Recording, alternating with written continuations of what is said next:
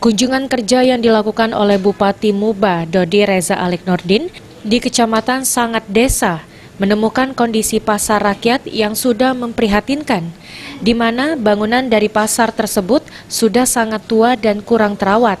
Oleh karenanya, sebagai bentuk kepedulian, maka pusat perekonomian warga Kecamatan Sangat Desa akan dibangun dan diubah menjadi pasar modern pada tahun 2021 mendatang. Dodi berjanji akan dengan segera memprioritaskan pembangunan pasar rakyat di Kecamatan Sangat Desa ini. Tadi Pak, mungkin kedepannya akan dibangun seperti apa Pak? Pasar modern. Pasar modern. Dan diharapkan pedagang yang selama ini berserakan di jalan karena tidak mendapatkan tempat yang layak, mereka bisa pindah dan masuk ke dalam pasar tersebut. Sehingga kota yang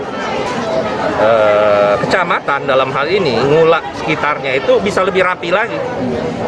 Termasuk ini dalam satu kawasan di mana kita menata ibu kota kecamatan tersebut.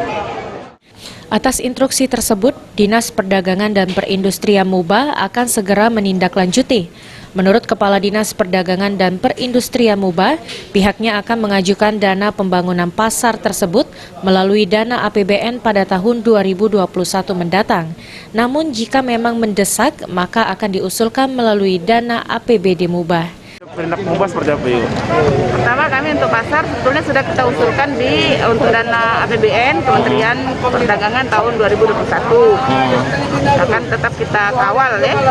Tapi kalaupun memang harus segera mendesak, nanti sesuai dengan yang disampaikan oleh Pak Bupati bahwa akan dialokasikan melalui APBD. Kabupaten Banyuasin segera.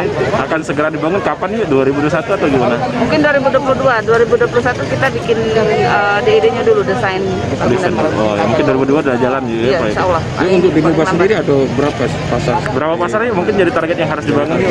Kalau 2021 4. Kalau yang dibuka dari sekitar 7 pasar. Ruzi Iskandar, PAL TV.